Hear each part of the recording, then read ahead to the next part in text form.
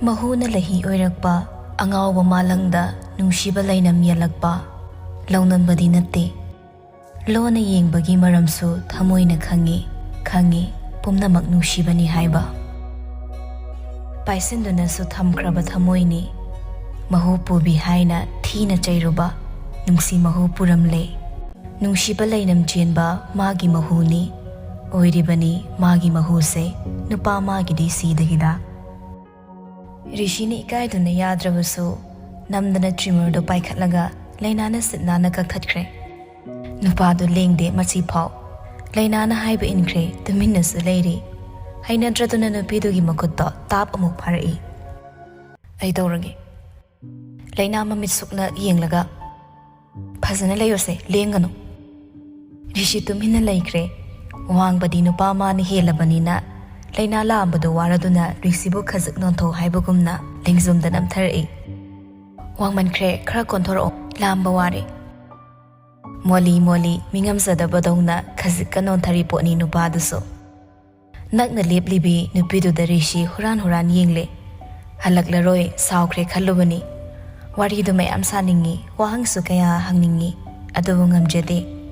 Rishi laina da yengdun hanglai tablapna. Bam. Adok nungsihan mangamba mingaududi. Laina sumihul chongi tabada. Karino haibagom ni yengi mit aniduna. Nang sawa paramo. Yenglamba nupida pathaidokre. Aduga tauribado tongna khumlei. Ai sawe di kanan haiba. Khumlakte rishido yengduna lay nabu.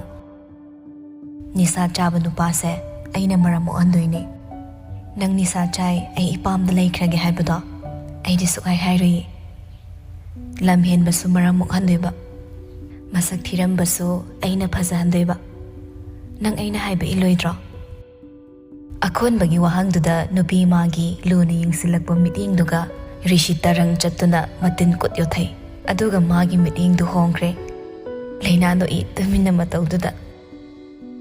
Makoidu sitnana kaktalabatung trimmer do makhol thokna thammi khangtham.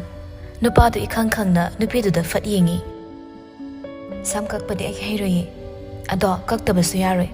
Iroza thoklaga chakse satho. Adukha hairamlaga thokre bathroom dadagi. Rishi laina hek thokibaga makut ani changduna mathabaktuda paisilli. Adu kanna chonglamliba mihulduda ma masa mathanta ingakladuna mamitto hina lauthorai. Mihunsina kaigino asuk anna chongisina. Nungsi Mahu Pubi nangi mahusidi athokna sumaya kanli. Angawba ibo amuka hina mirol tahandre. Maya kan manangso nungsi mahuse. Aigi sida hida oire bem. Haina mingselda masagi saktamda amuk yingli. Sitnan kraba mamaidu yinglaga rishi nok phet tawrai. Sakpa mamadi hongle. Masamda amuk makutuna takhatlaga semi.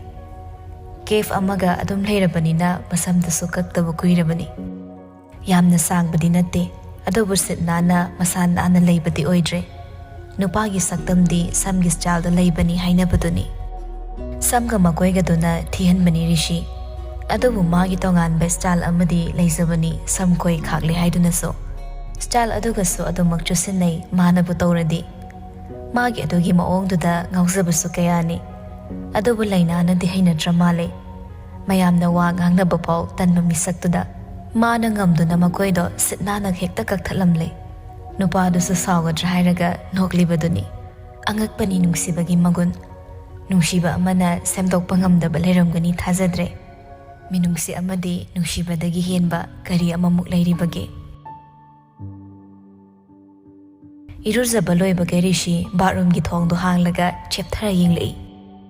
Laina leibra yinglibani. Leiramdabadoda thoraklaga sak thanamliba mafamdada phamthakre.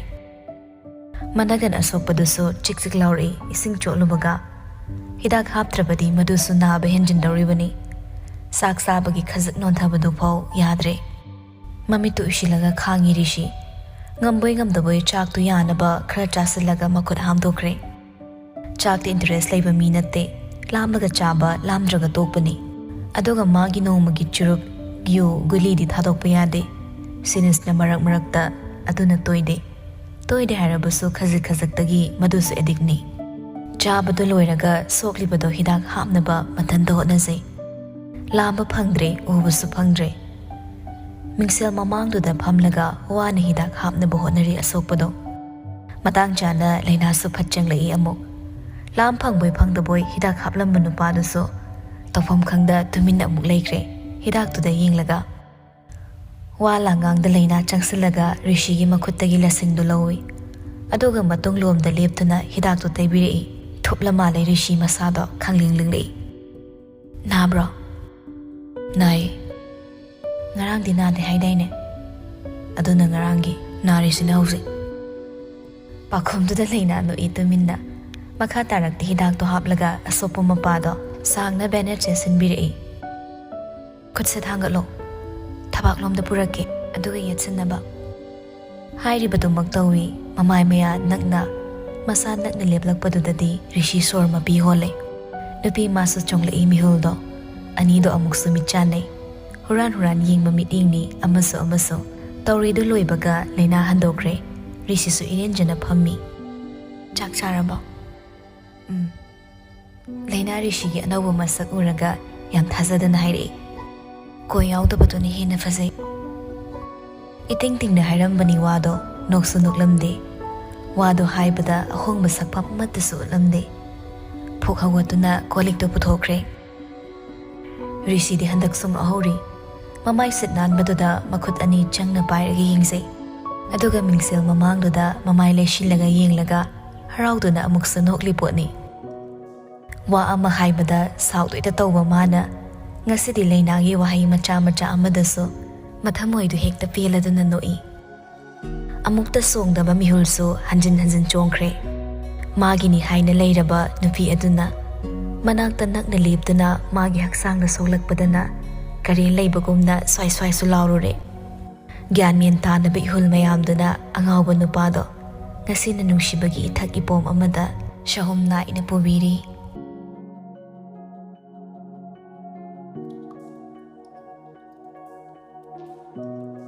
Yum masigi mapudi yasnani haibaya magi kusini tawriba. Maga yuhen baga leitabada yumdu santi kharadi fangi. Lainasu numin nini humni leplurabatong ngasidi school da lai. Mapagi plan khang mamalim laina lakle tabada kupna senari. Breaki matamni keso di laina tanthokpa pamlabanina ngasisu kausili manakta. Karigumba kharadi hairaklani khangi lainaso. Adubu magi problem do singna haige khanna adum chingnaba leita changlei. Sir, phamoy bema. Sir, kay takpiganaba adum haibiyo ay sumleplage. Keso oblibespek adudagi huttani yinglei. Mamangda lepliba nubim chaduda aduga khondo wanglapna hairi handakti. Famu hairi order ni request nati. Mathak thongba amagi order ilo. Wa se second amagi wa natine. Haidoriba wa se yam sangi. Laina famthar I handakti. Sorry sir. Keso spek to lauthori aduga hairi yamna saugatpadi mangamde. Maram sa chadaba thabakni manu tawgi khalibado magi school ni ngamladi haiduna tawribani. 3 days amaso lepla malina nang. Hoy sir, yamna problem khra thoklure aduga aise isa ngamludre. Fanadi kuirene nanaw nupi amu nang amuk nai hairise. Sir, anaba yawbasida ai chang nai bangamdre.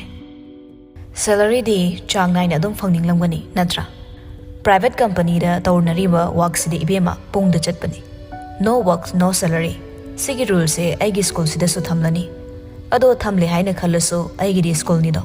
Mangza doriba se engondani. Parents singi amadi satra singi thazaba manglabadi. School lekha tarak phaiba se masana tabani. Masi khangno za singna su khotnabirabadi punna chawkhatminagadaba. Isagi ga khaladi yararoi ni ibema. Ai nangi problem khangbani na wasu yam ngangningde. Hanjin harabusu nang nungairoi. Aduna nang hayingdagi di laklano. Aigi di hana so haikre. Regular oidrabadi aina lawthoklani haina. Aduna Baba Malim na room duda changakpana hankre. Hairakadoriba wado makha tahanda lephanbani khonjelduna Malim changsilaklaga hairi. Imagi call ne amukta paibiyo. Keso machano pada atrasen ba meeting amaga loinana yinglaga pirakliba phone da lawduna manakong da thammi. Mama Makhoi baba wadu tuminna leibiro nachanupa se ngauri ibema leina bu school da hek tanthopada ma luhong oi haina signaragli basini watho oina batare ibema da wahi ma taibirano wadu tabada keso malem da hanne yinglei sanari bawado leina di tabanate karino sukhangjade yumgi paw oiraboi ningduna madi aduma kaisu khanda phamli keso wa amata ngangde machanupa leibaduda ngangbasu ngamdre madu khangbana mapada mikup am yinglamlaga malem phamliba leinagi makhudangdo tapai tawrakliba matawda leina malemda mu ying mapada mu ying tawi ta hai malemdo amsilaga sir malem suktuna leina de yingli aigi mangthau chalo keso mamaido nakalamada yingli yare kona sanare sitho pairakliba makhudangdo fatkan thatkre principal amasu leiribanina leina wahai ama tairamde malemda sawa meeting amaga yinglamduna thokre kaadudagi leina haik thokibaga keso machabu warau nairi ipagi ibungo nang lamlanbi amagidama nama na pai khoina tawba thabakta nangidamak sinba thabak thoramda singnarabani ko baba minungsi leibiyo haijabani baba na tadrabani na nasagi so aigi apamba upai thirakpani school sidagi lakpa salary khasktang sina madi manau nupi cancer patient ama leibado layinglibani baba khangna khangsinadriba kaigino aina mabu nungsi haibagidama kanada so kaijadaba mangonda asoiba macha ma yinglaga magi puksak thadat ponabadi yam langani phare ipa yare nangna pamdaba thabak si ipa tawraroi ibemado kauro aduga nangsu namaga napaga ni yaningdaba thabak sidudi luptuna leiba yaroi male makha taramde magi phone lauraga thorakle thire ileina bo amo hek famduna leiba maphamduda leiramgani khangbana lai sauramlani khangmana themba lakpani ore mathanda famlibado changsilaktuna kori leina babana la ohai sauningna leirambadagi leina khonwanglamna hairi namalem nang yam hele ai se nangna kai oina uge ai bus ikai khumna biyo mimang tu mak naidaba thabukti tongnaroise aina thina chairakladi ai busu warokini madudi ai tongningsde male mamit ani do amuktang ushinlaga tapthau haibagumna makhut ani ni ingit puduna tai ai soikre baba ga iga handa khon krawang khanai tension amamam da loi leibani aduna baba na nangonda so khon wang kibani adugi dama nang saugano nangonda kanagumba mahekta na oishano khon kan bawa gangbado tawa ai ngamdabani leina nangshu khanglamgani baba na khon wang kibaduda ai sauning lure ai soikre chummi adungai nushinari ngai matamdagi hauna luna tawsaduna lakibani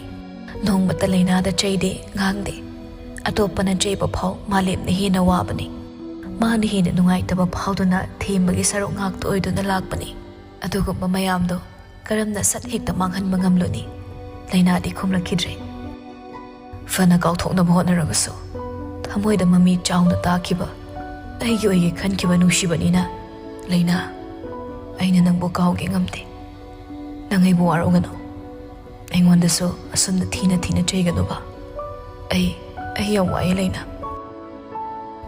to phom khangda makhut machaduna mamai da paisilaga khara handokre tarakliba mapi do khumjin an ba hotnabani malem suma pi ira chil leina da yingli ai luhongaroi aina luhong bai thokani tamalem ai nangi paw loina tai nangi fibam loina ui nang nawaraga ai na gi nungai bu punsi amada khong thangduna ai chatpa ngamoi nangi dama ai lekini aigi oiba fangdrabaso nangbu lapna senajage nupidi mapuroibagi marumda kina mauna leisaba mapuroibana luna tobiba maduni makhoina pamba aduga nangna madugi tayonnabada mapuroibana thawaibidabi nupisingna nungaina lili harabaso madu chingi wani lohongluba matungdadi magi mapuroibagi minungsiduna momonokpagi maram oibani adubu kuire nangi momonokpu minokti ukidaba leina mapi fatfatai thoklaga khumlai wamankhre kaisu oidaba aigidam aisu nungaina leiri aigi imung manung yaunu usanbirano masidi aigi oiba punsini punsi tangkak amada khangnaramba marupni khallo ahing amada bhabna sagatkiba maglani khankhre aidi haukraba mikupsing ado Nang madu makhan mangambra. Ngam na bahot na bani. Chumme, kaukthokpa wabani. Aduba anauba lambeluda cheminagadoriba mahak aduna nanakta lengda leirabada pumnamak kaukini. Mayamna phatti hairabasu aigi ipuroibado ainadi yamna nungsikre. Nisa chai ma ngausinai. Adubu magisu thamoy amadi yauri. Aiba nungsibiba ngamba. Kananasu uba ngamdaba magi thamoydo ainadi uba ngamme. Nisa chaba mahakto aigi ipuroibani mangondagi henba leite. Malim handakti nason pikna kori. Leina Mamono I handakti leina. Damalem nungaina palo. Luhong bayaw ba phangdrabaso. Luhong laba matong inamaga punna unakise. Akan ba ireida punna chin thaminarak pa ichel oirabaso. May kay tonga nakre. Hankat na chin bayaroi. Tonga na chat krama may kay sida. Ato mag-indo na chat patabane. Taro kadaba panthungpam ato yaw na ba. Pentok paso kara tambiyo. Nangi wakhalse aina thagalay. Pare sina topam oikraga. Babana haikiba wado nang lana kankino. Hosi babana nang lao hayori aiga chase. Leina tapna adu maghairi. Yarani damalem ai la aroi. Sarso sawam thokpani ai kesu waraudi. Ai nangam loidaba thabakse kansiningde. Ai gisa ai chanaba mayeng lage. Leina madu yaroi ai fazana hainage. Babana yaroi da basu leite. Lao nang hena kanjin kino. Damalem ay hankrage. Handak mukti malim tumina lay second kra yeng labatong hari. Fare nang nayadrabanina ay susalage. Nang yapamba su hari. Ay su ay yapamba di adumang torakani. Wadu hayram laga malim tintharam da sakpam mamada khongthang yang na thang laga mamay lay duna chatkre. Layna su malim bu yeng hawi. Naksin na nabuhot na raglibado ilay-ilay na khangi. Fana kuiri lapthok na buhot na ba. Nungsiba aduna thamoy giwa phamni. Thamoy na haiba khak illaga naksin na ba yaroi daba misak amaga asum nak na loy na ba chumde. Madu khan na layna lapthok na ba kaya rak hot na ba ni. Hanjin malem na naksin na ba sum tawri. Asigumba ma na pam daba maong mataw mayam sina nong magi haina daba supoglak daba nate. Khwaidagi nungsiramba misak ama oiram labaso. Pamdaba thabak amana khwaidagi hainadaba misak ama ohenbadi yamna thubani madumagni lainada thoklibaso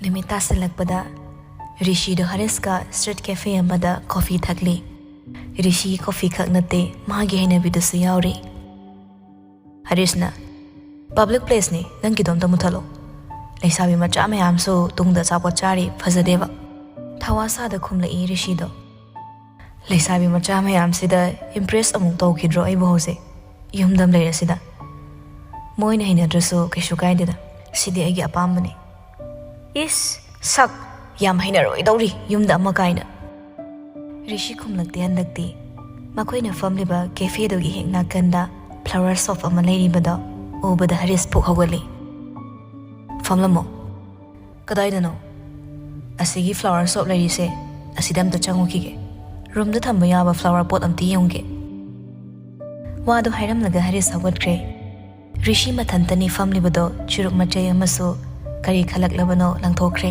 Aduga maso haris na changkiba maphamdu da lai Nong mata khalu da bawa khalni Rishi lay mayamda amamam ta yingli Magi beam da pining basu phawi phajaba lay bouquet makal mayam da ubada hek yeng bada thamoy na khoina ba red rose sabul do tapna rishi changsilaga tap pairui man hek pairu baga karom dagino nupi ama changsilaglaga rishi na pairu ba rose bouquet do tap munkre aina ngasai si khalambane ama yengbiro rishi na chamana ba yawri sidi songoi na khalo Kaino ni mina khan khraba lai sibo angawbro nangbo nupi do khon wang khalai magi boyfriend oira male manak da fat changsilaglaga kedore tu aina khallaba bouquet se masigi nupa sin loba yari ama khalloi nupi do gi hakanda mathomram khangda nupa do rishi do ansali kaino nupi ni na nang ngabla ni tawriro nisa chaba miro nangbo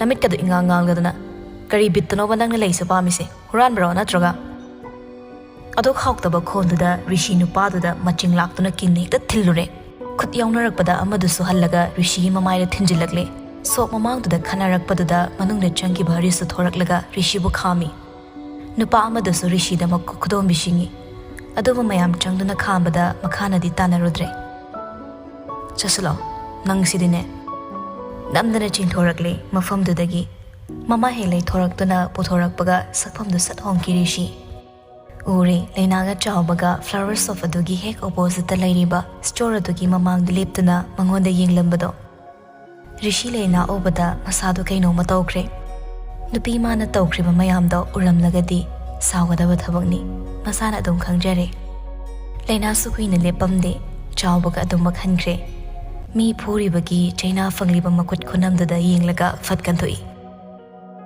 ꯍꯔꯤꯁꯅ ꯀꯩꯗꯧꯔꯦ ꯅꯇꯨ ꯎꯕꯗ statue ꯑꯣꯜꯂꯤꯗꯨꯅ ꯃꯥꯏ ꯃꯥꯏ ꯅꯨꯄꯤꯁꯦ ꯎꯔꯗꯤ ꯂꯣꯏ ꯍꯟꯕ ꯖꯥꯠꯅꯤꯅꯦ ꯁꯤ ꯑꯣꯏꯔꯦꯀꯣ love ꯍꯥꯏꯁꯦ love ꯀꯔꯤꯅꯣ ꯈꯪꯗ꯭ꯔꯤꯕ ꯑꯩꯗꯤ ꯀꯣꯛꯀ ꯉꯥꯎꯔꯦꯅꯦ ꯔꯤꯁꯤ ꯍꯔꯤꯁꯀꯤ ꯈꯨꯗꯥꯡ ꯇꯥ ꯄꯥꯏꯔꯒ ꯍꯜꯂꯁꯦ ꯍꯥꯏꯕꯒꯨꯝꯅ ꯆꯤꯡꯗꯨꯅ ꯄꯨꯔꯛꯏ ꯃꯥ ꯂꯩꯅꯥꯒꯤ ꯃꯤꯠꯌꯦꯡꯗꯨꯗ ꯃꯔꯣꯜ ꯊꯣꯛꯈꯤꯗ꯭ꯔꯦ ꯃꯝꯗꯤ ꯃꯝꯂꯦ ꯔꯤꯁꯤꯅ ꯃꯌꯨꯝ ꯌꯧꯔꯛꯄꯗꯣ ꯆꯥꯛꯇꯤ ꯆꯥꯅꯗ꯭ꯔꯤꯕ ꯃꯇꯝꯅꯤ ꯇꯞꯂꯤ ꯇꯞꯂꯤ ꯆꯪꯉꯛꯂꯒ ꯀꯤꯆꯟꯗ ꯍꯥꯟꯅ ꯌꯦꯡꯉꯤ ꯂꯩꯅꯥꯗꯨ ꯆꯥꯛ ꯊꯣꯡꯂꯝꯃꯤ ꯃꯥꯅ ꯌꯦꯡꯂꯨꯕꯒ ꯑꯃꯗꯨꯁꯨ ꯌꯦꯡꯂꯛꯄꯒ ꯃꯄꯥ ꯆꯥꯟꯅꯗꯨꯅ ꯊꯣꯛ ꯍꯦꯛꯇ ꯃꯤꯠ ꯆꯥꯅꯩ ꯉꯁꯤꯁꯨ ꯅꯨꯄꯤꯗꯣ ꯉꯁꯤꯗꯤ ꯃꯑꯣꯡ ꯑꯃ ꯇꯧꯏ ꯌꯦꯡꯂꯝꯕꯗꯣ ꯁꯦꯀꯦꯟ ꯑꯃꯕꯨ ꯐꯥꯔꯝꯂꯣꯏ ꯃꯊꯧꯗꯨ ꯇꯧꯈ꯭ꯔꯦ ꯀꯩꯁꯨꯝ ꯈꯟꯗꯕꯒꯨꯝ ꯅꯍꯥꯟ ꯃꯈꯩꯗꯤ ꯈꯖꯤꯛ ꯁꯣꯛꯄꯗ ꯆꯦꯟꯁꯤꯜꯂꯒ ꯌꯦꯡꯕꯅꯤ ꯑꯗꯨꯕꯨ ꯉꯁꯤꯗꯤ ꯍꯟꯅꯐꯥꯎ ꯌꯦꯡꯂꯛꯇ꯭ꯔꯦ ꯁꯣꯛꯀꯤ ꯍꯥꯏꯕꯗꯤ ꯃꯥꯁꯨ ꯈꯪꯂꯤꯕꯅꯤ ꯔꯤꯁꯤꯁꯨ ꯆꯪꯕ ꯉꯝꯗ ꯃꯥꯒꯤ ꯔꯨꯝꯗ ꯀꯥꯔꯛꯂꯦ ꯉꯁꯥꯏ ꯂꯩꯔꯛꯈꯤꯕ ꯂꯩꯗꯣ ꯐꯃꯨꯡꯗ ꯂꯪꯁꯤꯜꯂꯒ ꯊꯝꯃꯤ ꯅꯝꯗꯅ ꯃꯥꯅ ꯂꯩꯅꯥꯗ ꯄꯤꯒꯦ ꯈꯟꯅ ꯈꯣꯏꯗꯥꯅ ꯄꯥꯏꯈꯤꯕ ꯂꯩꯗꯨꯗꯤ ꯄꯨꯔꯛꯂꯦ ꯑꯗꯨꯕꯨ ꯄꯤꯕꯗꯤ ꯉꯝꯗ ꯐꯃꯨꯡꯗꯨꯗ ꯂꯪꯁꯤꯟꯈ꯭ꯔꯦ ꯒꯦꯠ ꯐꯝꯊꯔꯒ ꯑꯃꯨꯛꯁꯨ ꯈꯜꯂꯤ ꯁꯥꯎꯔꯤꯔꯣ ꯃꯥꯒꯤꯁꯤꯕꯣ ꯑꯩꯕꯨ ꯊꯦꯝꯕ ꯍꯩꯒꯗ꯭ꯔꯅꯦ ꯑꯁ ꯅꯨꯄꯤ ꯊꯦꯝꯕꯁꯦ ꯀꯃꯥꯏꯅ ꯊꯦꯝꯅꯤ ꯒꯨꯒꯜꯗꯒ ꯇꯤꯞꯁꯀ ꯐꯪꯖꯥꯠꯂꯣ ꯑꯉꯥꯎꯕꯗꯣ ꯂꯩꯅꯥ ꯁꯥꯎꯔꯝꯂꯅꯤ ꯈꯟꯕꯗ ꯉꯁꯤꯗꯤ ꯌꯥꯝꯅ ꯄꯥꯈꯠꯂꯛꯂꯦ ꯁꯦꯔꯥꯟꯒ ꯇꯨꯔꯥꯟꯒ ꯋꯥꯈꯜꯗꯨꯁꯨ ꯄꯥꯈꯟꯅ ꯈꯜꯂꯤ ꯐꯝꯕ ꯉꯝꯗ ꯐꯨꯛ ꯍꯧꯒꯠꯂꯒ ꯀꯤꯆꯟꯗ ꯆꯪꯂꯛꯏ ꯉꯁꯤꯗꯤ ꯅꯣꯡꯃꯗ ꯆꯪꯕꯤꯗ꯭ꯔꯕ ꯃꯐꯝꯗꯨꯗ ꯆꯪꯂꯛꯂꯒ ꯃꯊꯧ ꯇꯧꯔꯤꯕ ꯂꯩꯅꯥꯗ ꯂꯣꯟꯅ ꯂꯣꯟꯅ ꯌꯦꯡꯂꯤ ꯅꯨꯄꯤꯗꯨꯁꯨ ꯃꯊꯟꯇꯅꯤ ꯂꯩꯔꯤꯗꯣ ꯔꯤꯁꯤ ꯂꯥꯛꯏ ꯈꯪꯂꯕꯁꯨ ꯈꯪꯁꯤꯟꯅꯈꯤꯗ꯭ꯔꯦ ꯁꯨꯌꯦꯡ ꯌꯦꯡꯂꯛꯇꯕꯗꯨꯗ ꯔꯤꯁꯤ ꯈꯧꯗꯦꯝꯂꯛꯏ ꯂꯩꯅꯥꯗ ꯀꯤꯔꯨꯞ ꯀꯤꯔꯨꯞꯁꯨ ꯌꯦꯡꯖꯩ